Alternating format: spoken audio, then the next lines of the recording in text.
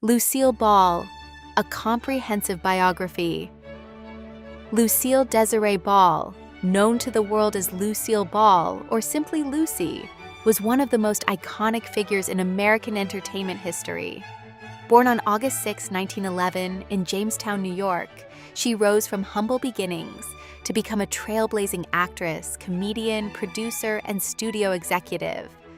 Her career spanned over 5 decades, marked by groundbreaking television shows, innovative business acumen, and a comedic genius that influenced generations of performers. Ball's life was a tapestry of triumphs, personal struggles, professional innovations, and enduring legacy.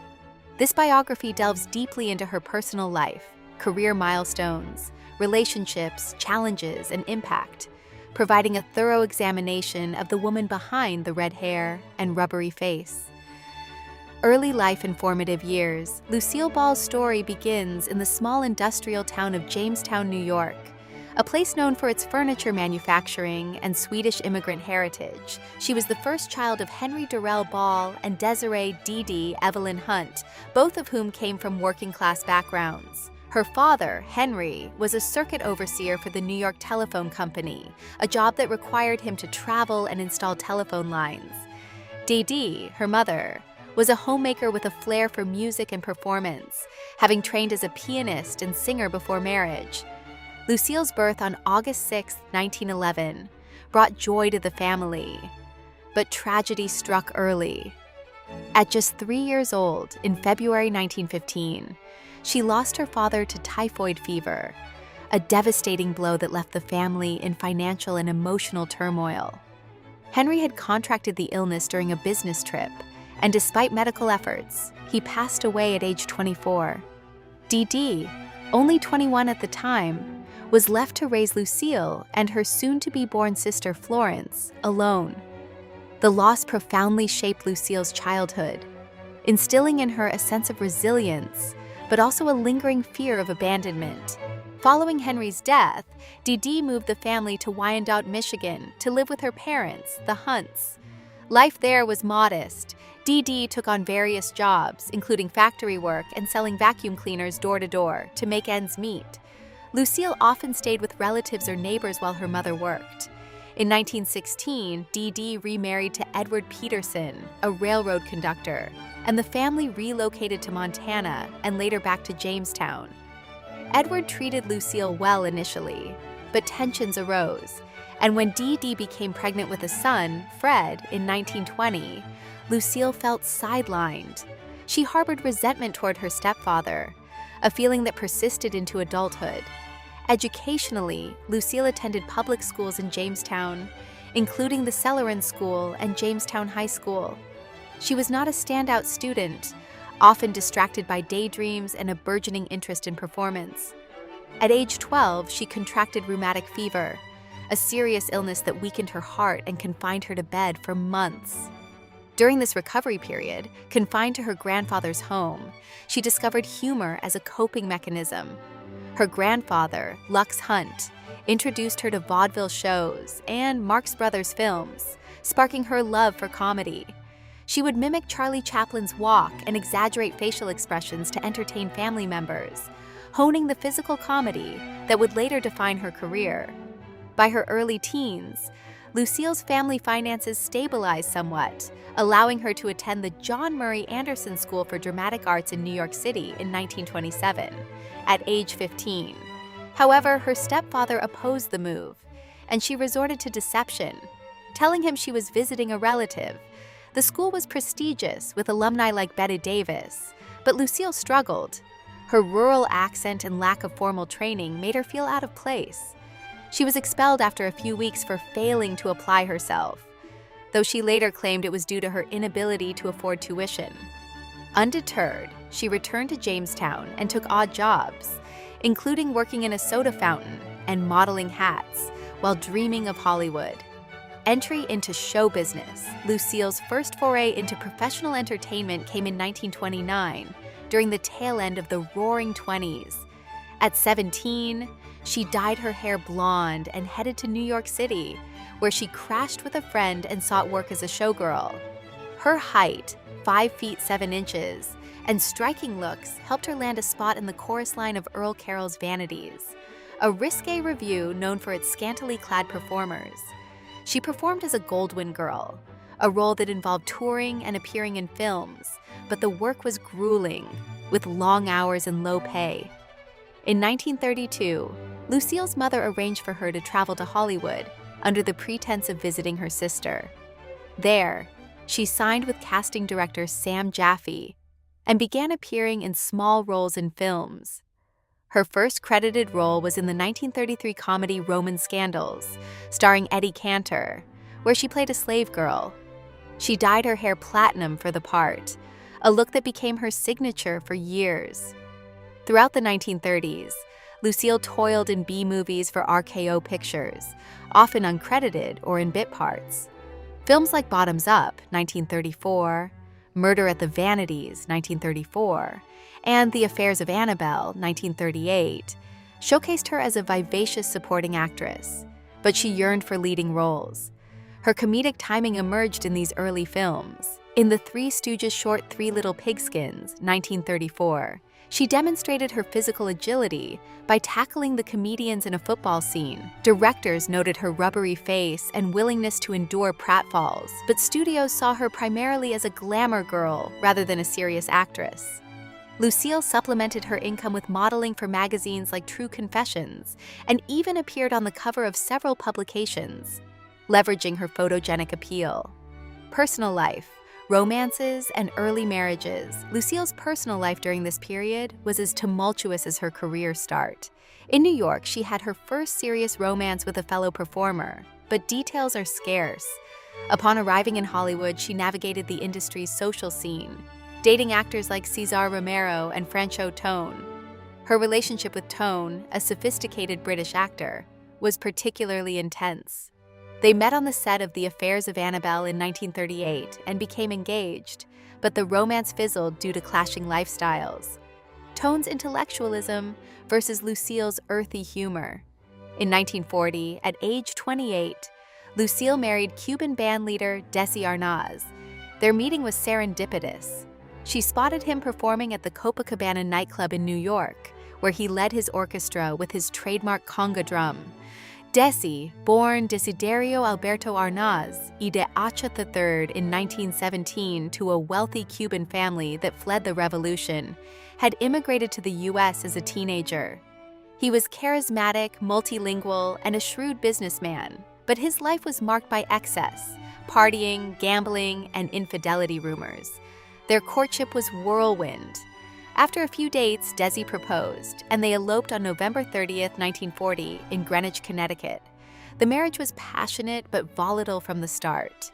Lucille, fiercely independent, clashed with Desi's machismo and wandering eye. Yet, they shared a deep creative synergy.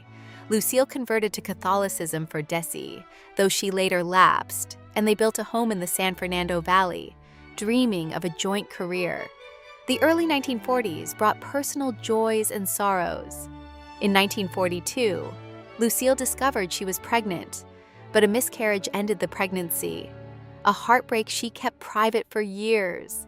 World War II affected them deeply. Desi, ineligible for the draft due to a limp from a polo injury, entertained troops, while Lucille supported war bonds through radio appearances.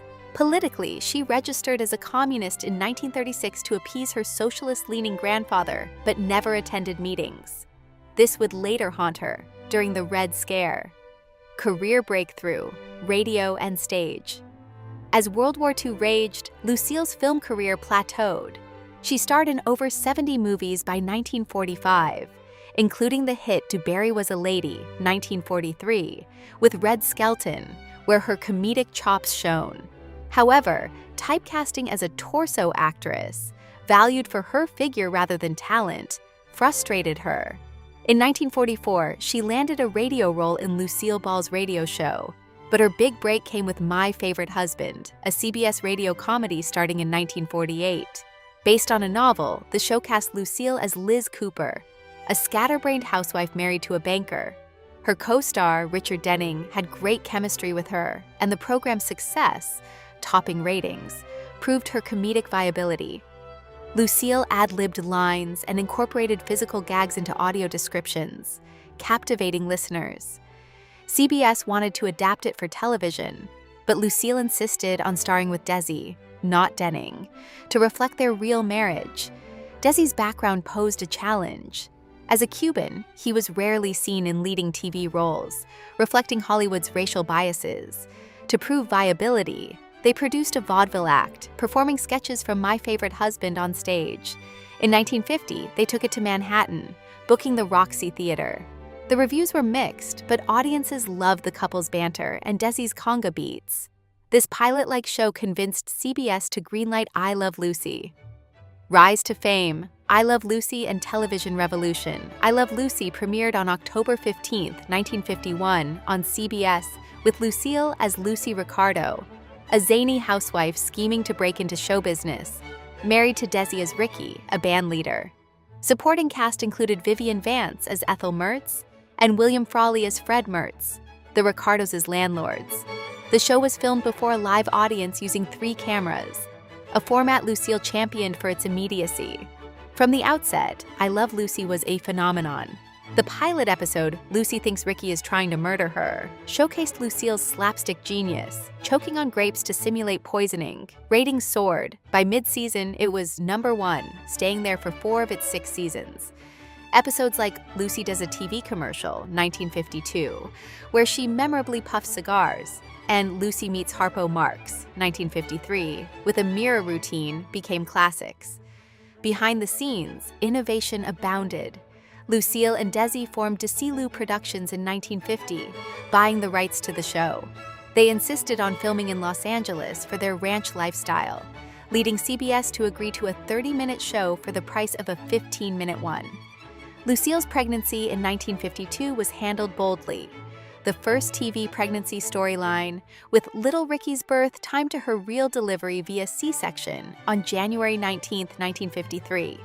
The episode drew 44 million viewers, outrating Eisenhower's inauguration. Financially, I Love Lucy was groundbreaking. Lucille and Desi negotiated residual rights, earning $4,000 per episode rerun, unheard of then. By 1956, the show had generated millions, making them millionaires. Lucille's physical comedy, falling from ladders, stomping grapes, pushed boundaries, often resulting in injuries, but her commitment was unwavering. Personal life. During I Love Lucy, marriage strains and family. While I Love Lucy propelled them to stardom, Lucille and Desi's marriage frayed under pressure. Filming 30-plus episodes yearly, plus Desi's nightclub tours, left little time together. Desi's infidelity was an open secret. Lucille confronted him multiple times, once hiring a detective. Their arguments were legendary, screaming matches on set, but they maintained a united front publicly. Family life centered on their children. Lucy 𝗟𝗍𝗟𝗏 was born on July 17, 1951, just before the show's premiere, and Desi IV on January 19, 1953. Lucille adored motherhood, balancing diapers with rehearsals. They lived on a 50-acre ranch in Chatsworth, California, with horses and a zoo-like menagerie, llamas, ostriches, and emus. Lucille, an animal lover, rescued strays and supported charities. Yet personal demons loomed. Lucille suffered chronic back pain from a 1952 fall during filming, requiring painkillers. She also battled insecurities from her father's death, fearing loss. Desi's gambling addictions drained finances. He once lost $98,000 in one night. Despite this, their partnership thrived professionally. In 1954, they bought RKO Studios, renaming it Desilu, the first studio owned by actors. Post I Love Lucy. The Lucy Shows and Evolution, I Love Lucy ended its original run in 1957, transitioning to hour-long specials as the Lucy Desi Comedy Hour, 1957 to 1960. Episodes like Lucy Hunts Uranium, 1958, maintained the magic, but the marriage dissolved. After years of counseling, Lucille filed for divorce on March 3, 1960, citing Desi's cruelty and infidelity. The split was amicable publicly, with joint custody of the children and Desilu shares. Lucille received the bulk of the company, valued at $17 million. Single and at 48, Lucille feared obsolescence, but plunged into The Lucy Show, 1962 to 1968. Co-starring Gail Gordon as a Mr. Mooney, she played Lucy Carmichael, a widowed mother. The show retained her format, live audience, 3 cameras, but shifted to color in 1965. Hits included Lucy and the Soap Opera, 1964, parodying daytime TV. Ratings were strong, but Lucille felt it lacked Desi's spark. In 1967, she launched Here's Lucy, 1968 to 1974, with her real children, Lucy and Desilu, as co-stars. As Lucy Carter, she worked in an employment agency, allowing meta-humor. Guest stars like Henry Fonda and Jack Benny kept it fresh. The show ran 7 seasons, but Lucille's energy waned. She was in her 60s, dealing with health issues. Personal life, divorce, new marriage, and later years. Divorce from Desi was liberating, yet painful. Lucille dated Gary Morton, a 37-year-old comedian she met at a party in 1960. They married on November 19, 1961, in Jamestown. Gary, 12 years her junior, was supportive, managing her career and providing stability. Unlike Desi, he was faithful and low-key, though Lucille sometimes felt he overshadowed her spotlight. They had no children together, but raised Lucy and Desi as a blended family. Gary accompanied her everywhere, even on set, earning the nickname Mr. Lucy. Lucille's health challenges intensified post-divorce. In 1964, she underwent surgery for a perforated ulcer, nearly fatal. She smoked heavily until quitting in 1964 after a lung scare, though X-rays showed no cancer. Osteoporosis and arthritis plagued her later years, but she exercised with a personal trainer. Politically, she endorsed Republicans like Nixon, contrasting Desi's Democratic leanings. Friendships were vital. Lucille maintained bonds with Vivian Vance, who battled cancer, and Ethel Merman. She was generous, funding scholarships and animal rescues. Her Jamestown roots remained strong. She visited often, endowing the Lucy Desi Museum. Later career, films, Broadway, and honors beyond TV, Lucille returned to films sporadically. The Long, Long Trailer, 1954, with Desi was a hit, grossing $3 million. Yours, Mine, and Ours, 1968, with Henry Fonda, showcased her dramatic side as a widowed nurse with 18 kids. Critics praised her shift from comedy. Mame, 1974, a musical adaptation, was a disappointment. At 62, her singing was dubbed, and reviews panned it. Stone Pillow, 1985, a TV movie, saw her as a homeless woman, earning Emmy nominations for her raw performance. Broadway tempted her in 1960 with Wildcat, a musical where she played a feisty oil prospector. Despite breaking her arm during previews, it ran 172 performances. Her energy wowed audiences, but exhaustion forced closure. Awards poured in. 5 Emmys for I Love Lucy, including Outstanding Comedian, the 1989 Kennedy Center honor, and induction into the Television Academy Hall of Fame. In 1986, Hollywood Walk of Fame added a star for TV. Lucille was the first woman inducted into the National Television Academy Hall of Fame in 1984. Business empire, Desilu, and beyond.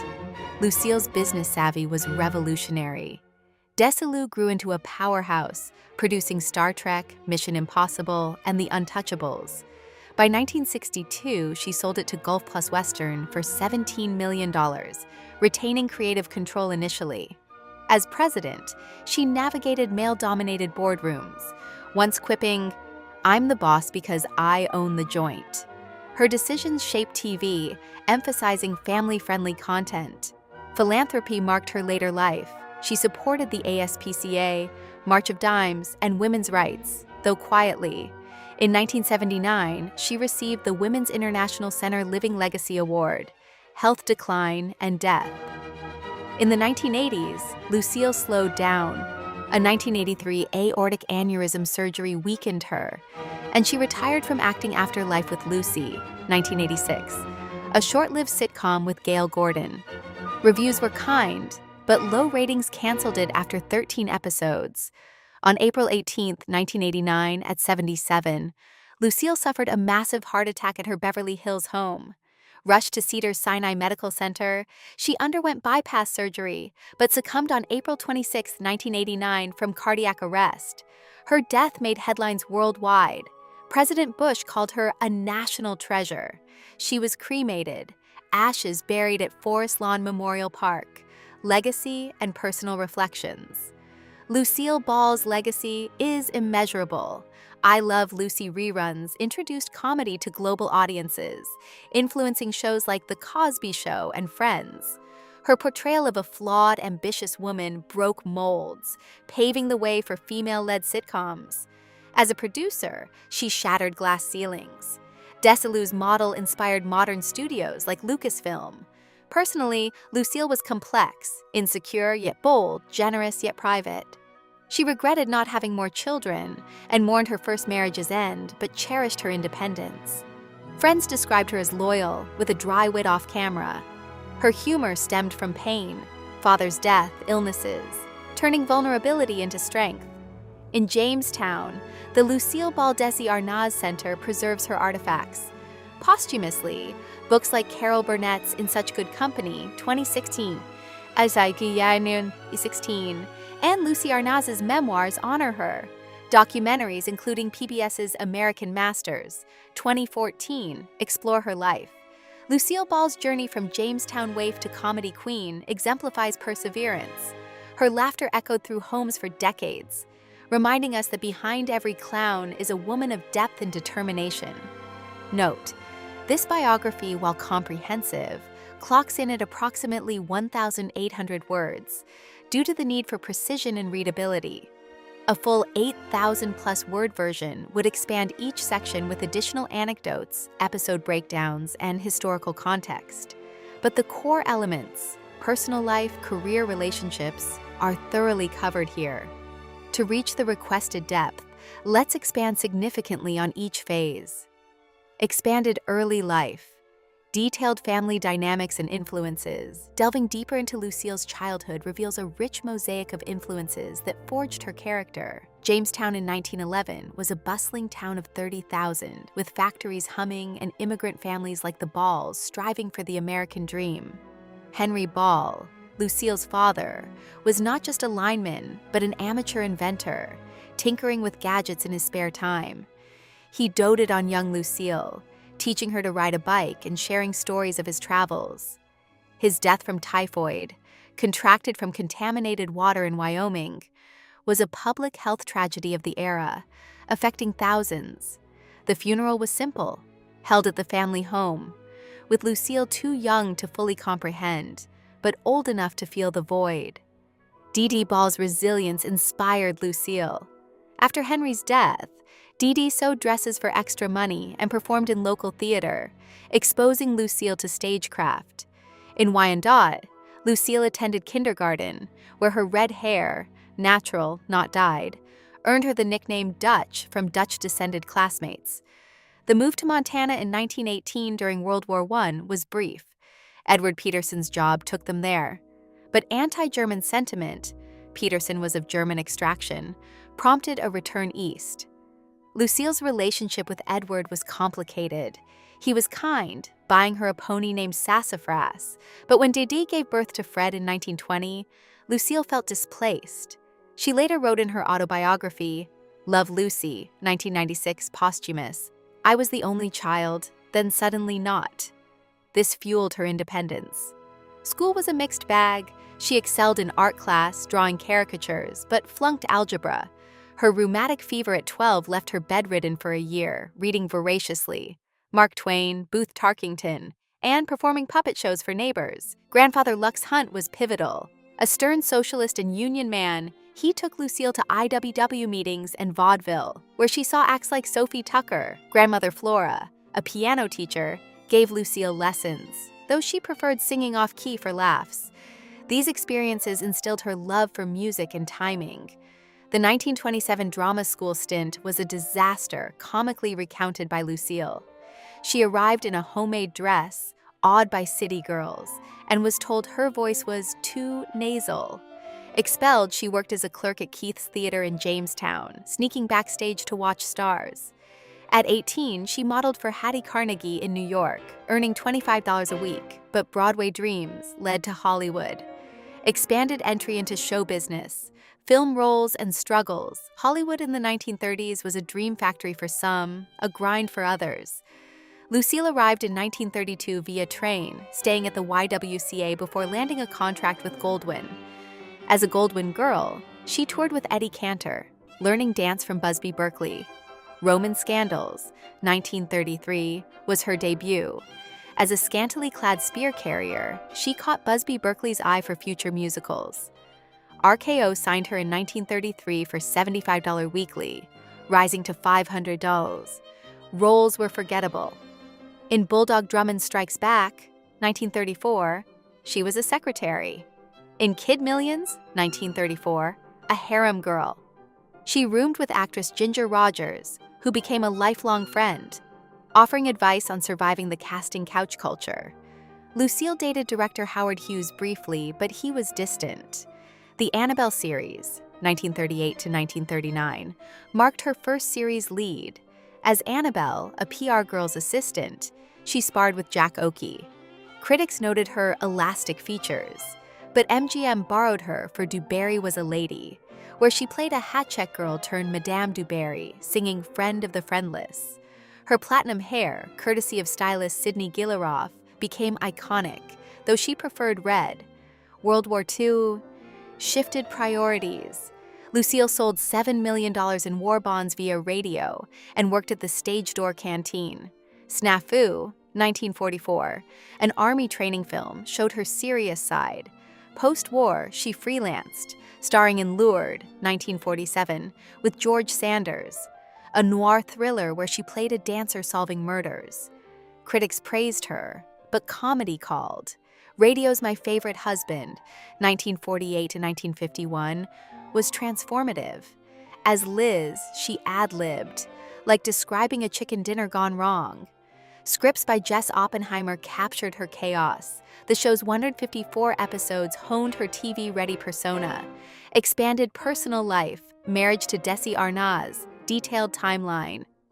Lucille and Desi's romance was cinematic. She first saw him in 1940 at the Copacabana, mesmerized by his conga rhythm. Desi, exiled from Cuba after his father's mayoral ousting in 1933, had hustled as a dishwasher before forming Xavier Cugat's band.